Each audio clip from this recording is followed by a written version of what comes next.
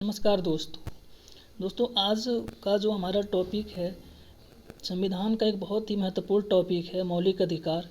और यहाँ से आपके किसी भी वनडे एग्ज़ाम में अगर आप बैठते हैं तो इसमें यहाँ से क्वेश्चन आने की पूरी संभावना होती है और यहाँ से कम 2 से 3 क्वेश्चन आते हैं। ठीक है, मौलिक अधिकार से संबंधित यहाँ से क्वेश्चन बहुत सारे पूछे जाते हैं। तो आप लोग इस वीडियो को शुरू से लेकर के लास्ट तक देखिएगा क्योंकि बहुत महत्वपूर्ण वीडियो होगा ये आपके लिए। और आप किसी भी एग्ज़ाम की तैयारी कर रहे हो उन सभी एग्ज़ाम के लिए महत्वपूर्ण वीडियो है। जितने भी मौलिक अधिकार के जितने भी टॉपिक हैं और जितने भी अनुच्छेद महत्वपूर्ण हैं वो सारे यहाँ पर हम डिस्कस करने वाले हैं। ठीक है, और सारा आपका मौलिक अधिकार से संबंधित जितना भी महत्वपूर्ण जो भी अनुच्छेद है यहाँ पे हम पूरा इसमें कवर कराएंगे। चलिए दोस्तों शुरू करते हैं। देखिए, अगर मौलिक अधिकार की बात करें तो मौलिक अधिकार अगर हम देखें तो वे अधिकार जो देश के नागरिकों को स्वतः प्राप्त होते हैं और राज्य के कठोर नियमों के खिलाफ नागरिकों की आज़ादी की सुरक्षा करते हैं। ठीक, अगर हम एक वर्ड शब्द में हम देखें तो जो मौलिक अधिकार होता है हम कह सकते हैं मौलिक अधिकार ये व्यक्तिगत होता है। ठीक है, व्यक्तिगत मतलब ये है कि मौलिक अधिकार उस देश के नागरिकों को मिला हुआ है, उस देश के नागरिकों की सुरक्षा के लिए मिला हुआ है। और मौलिक अधिकार नागरिकों उस देश के नागरिकों को सुरक्षा की गारंटी देते हैं और सरकार के जो शक्तियाँ होती हैं मौलिक अधिकार उसको कमज़ोर बनाते हैं। कई बार यहाँ से भी क्वेश्चन निकल के आता है कि मौलिक अधिकार सरकार की शक्तियों को घटाता है कि बढ़ाता है। तो आप याद रखिएगा मौलिक अधिकार सरकार की शक्तियों को घटाता है।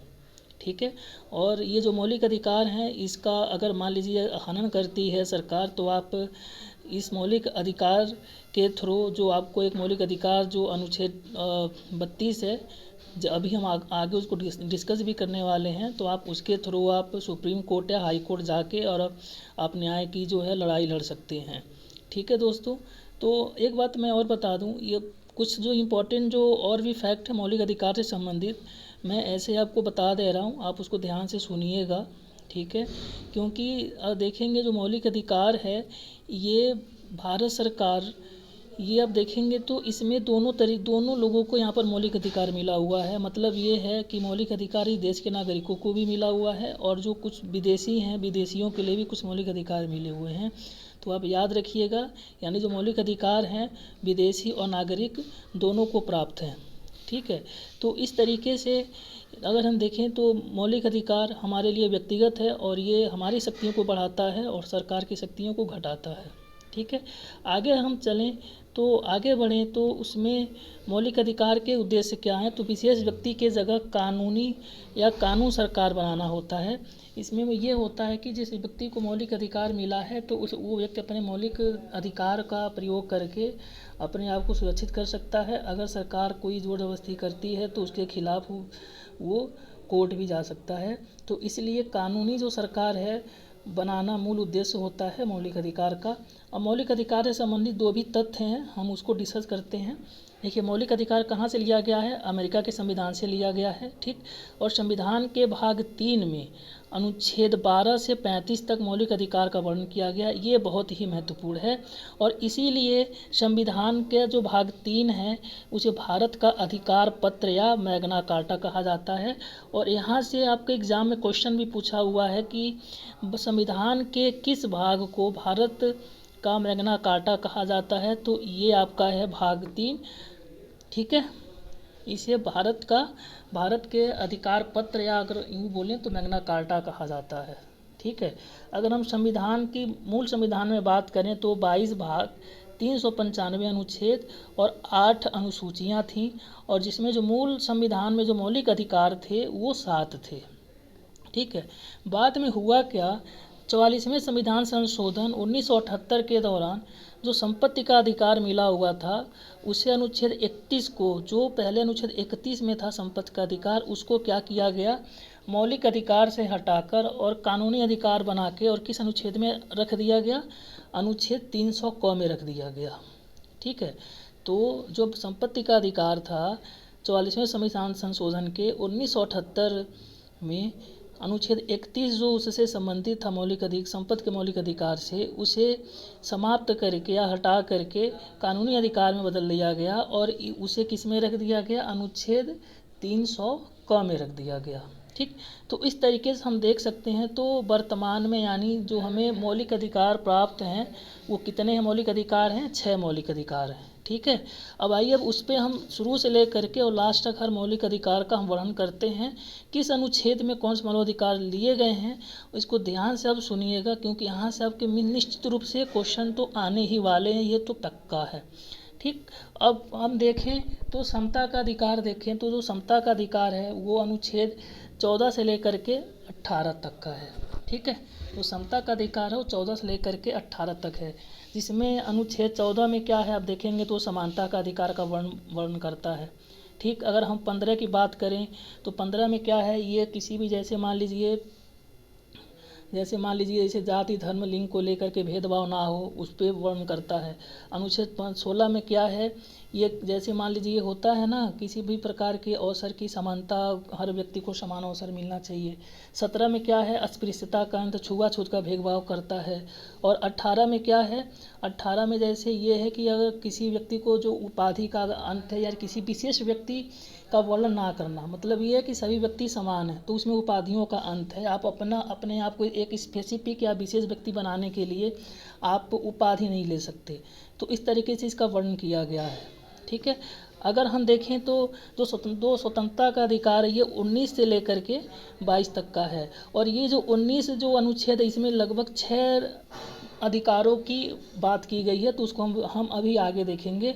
और इसमें जो सबसे महत्वपूर्ण है, आप 21 देखेंगे तो अनुच्छेद जो 21 है, 21 स्वतंत्रता का अधिकार इसमें दिया गया है और जीवन जीने का अधिकार दिया गया है। और यही जो अनुच्छेद 21 है ये किसी भी परिस्थिति में ये आपसे नहीं छीना जा सकता, चाहे इमरजेंसी का सिचुएशन हो, चाहे राष्ट्रपति शासन लगा हो, अनुच्छेद 21 है वो किसी भी टाइम छीना नहीं जा सकता। तो जो अनुच्छेद 21 है वो जीवन जीने का अधिकार है। अगर हम बात करें शोषण के विरुद्ध अधिकार, तो ये जो अनुच्छेद है, अनुच्छेद 23 से लेकर के 24 में आता है, जिसमें बाल श्रम और शोषण से संबंधित बातें कही गई हैं। धर्म की स्वतंत्रता का अधिकार देखें तो 25 से लेकर के 28 तक का दिया गया है। संस्कृति और शिक्षा संबंधी जो अधिकार है ये 29 से 30 तक है अनुच्छेद। उसके बाद संवैधानिक उपचारों का जो अधिकार है ये अनुच्छेद 32 है। और अनुच्छेद 32 के तहत ही अगर आपके मौलिक अधिकार को सरकार हनन करती है तो आप सुप्रीम कोर्ट या हाई कोर्ट में आप जा सकते हैं। ठीक है। अब एक चीज़ को हम इसमें आगे भी समझते हैं, जो अभी हमने इसको एक्सप्लेन किया था। अब उसमें चीज़ें क्या हैं, जैसे मान लीजिए हम समानता का अधिकार देखें अनुच्छेद 14 से लेकर के 18 तक। तो अनुच्छेद 14 में क्या है, सभी व्यक्तियों के लिए एक समान कानून बनाएगा राज्य और उन पर एक समान लागू करेगा। ठीक है।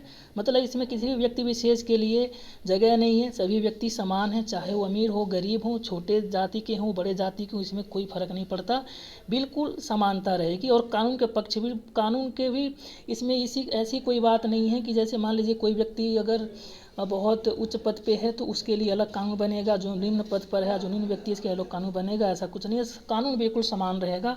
तो ये जो वर्णन करता है ये अनुच्छेद 14 करता है। अगर हम अनुच्छेद 15 की बात देखें तो जाति धर्म नस्ल लिंग जन्म के आस्था पर कोई भी भेदभाव नहीं किया जाएगा। अगर आप किसी भी, चाहे होटल में जाइए, आप मंदिर मस्जिद में जाइए, कि किसी भी जगह पर भी आप जाते हैं तो वहाँ पर किसी भी प्रकार से किसी भी जाति धर्म का कोई भेदभाव नहीं होगा। तो ये जो ख़त्म करता है अनुच्छेद 15। अगर हम अनुच्छेद 16 की बात करें तो लोक नियोजन के विषय में अवसर की ये समानता देता है। ठीक है। हम अनुच्छेद 17 की बात करें तो छुआछूत का अंत, जिसको हम अस्पृश्यता का अंत कहते हैं। जो अनुच्छेद 18 है ये क्या है, ये उपाधियों का अंत से संबंधित है, अनुच्छेद 18। हम अब देखते हैं आगे स्वतंत्रता का अधिकार, अनुच्छेद 19 से 22 तक का। और जो अनुच्छेद 19 है इसमें 6 तरह के अधिकारों का यानी स्वतंत्रता का वर्णन किया गया। अगर हम 19A में देखें तो बोलने का स्वतंत्रता है। अनुच्छेद अगर हम 19B में देखें तो बिना हथियार के शांतिपूर्वक सभा करने का अधिकार है, स्वतंत्रता देता है अनुच्छेद 19B। 19C देखें तो संघ बनाने की स्वतंत्रता है। अनुच्छेद 19D में देखें तो आवागमन की स्वतंत्रता है। और 19E में देखें तो देश के किसी भी हिस्से में निवास करने की स्वतंत्रता है। 19G में देखें तो किसी भी व्यापार से जीविका चलाने की स्वतंत्रता है। अनुच्छेद 20 में देखें तो अपराधियों के लिए दोष सिद्धि से संबंधित संरक्षण दिया गया है। ठीक है। उसके बाद हम अगर अनुच्छेद 21 में देखें तो प्राण एवं दैहिक स्वतंत्रता। अनुच्छेद 21 क में 86वें संविधान संशोधन 2002 के तहत देश के 6 से 14 वर्ष के बच्चों को निःशुल्क शिक्षा देने का अधिकार प्राप्त है। ठीक है। और अगर हम अनुच्छेद 22 की बात करें तो कुछ दशाओं में गिरफ्तारी और निरोध संरक्षण की बात कही गई है। ठीक, तो इस तरीके से हम आगे बढ़ते हैं। तो अगर हम शोषण के विरुद्ध अधिकार अनुच्छेद 23 से लेकर के 24 को अगर हम देखें तो 23 में क्या है, अनुच्छेद 23 में है मानव के प्रति दुर्व्यवहार और बाल श्रम का निषेध है। अनुच्छेद 24 में क्या है, 14 वर्ष से कम आयु के बच्चों को जोखिम भरे कार्यों में नियुक्ति नहीं दी जाएगी। ठीक है। उसके बाद अगर हम धार्मिक स्वतंत्रता अधिकार की बात करें अनुच्छेद 25 से लेकर के 28 तक, तो अनुच्छेद 25 में है किसी भी धर्म में आस्था की स्वतंत्रता दी गई है। अनुच्छेद 26 में देखें तो धर्म से संबंधित स्वतंत्रता की बात की गई है। अनुच्छेद 27 में जब कोई व्यक्ति अपना आय किसी धर्म के विकास में व्यय कर रहा हो तो ऐसे व्यक्ति को कर के लिए बाध्य नहीं किया जाएगा, यानी धर्म से संबंधित किसी भी प्रकार की टैक्स आदमी को उसके देने के लिए बाध्य नहीं किया जाएगा। अनुच्छेद 28 में देखें तो राज्य विधि से पोषित किसी भी शैक्षिक संस्थान में कोई भी धार्मिक शिक्षा नहीं दी जाएगी। ठीक है। उसके बाद देखें तो संस्कृत एवं शिक्षा संबंधी जो अधिकार है वो अनुच्छेद 19 से लेकर के 30 तक है। अगर हम अनुच्छेद 29 में बात करें तो अल्पसंख्यक अपनी भाषा लिपि संस्कृत के आधार पर यदि किसी शैक्षिक संस्थान में प्रवेश लेता है तो उसे प्रवेश लेने से नहीं रोका जाएगा। अनुच्छेद 30 में क्या है, अल्पसंख्यक वर्ग अपनी पसंद का कोई भी शैक्षिक संस्था जो है चला सकता है। जो संवैधानिक उपचारों का अधिकार है अनुच्छेद 32, भीमराव अम्बेडकर के द्वारा इसे संविधान की आत्मा तथा हृदय की संज्ञा दी गई थी, है ना। इसके तहत कोई भी व्यक्ति अपनी समस्याओं को लेकर सीधे उच्चतम न्यायालय जा सकता है और उसके बाद उच्चतम न्यायालय में कितने प्रकार की 5 प्रकार के रीट के आधार पर अपनी समस्या की जो है वो सुनवाई कर सकता है। ठीक है।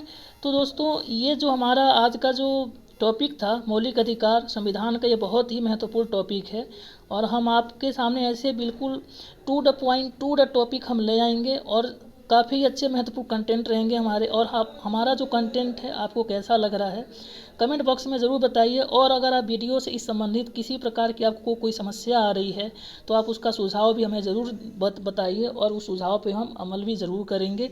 ठीक है दोस्तों, तो हमारा वीडियो आप ज़्यादा से ज़्यादा शेयर करिए, अपने ज़्यादा से ज़्यादा दोस्तों के पास पहुँचाइए और हमसे जुड़े रहिए। आपके साथ हम भी पूरी तरीके से जुड़े हैं और ऐसे अच्छे अच्छे वीडियो के साथ हम हमेशा आपसे मिलते रहेंगे। तो आज का जो हमारा वीडियो है आपको देखने के लिए धन्यवाद।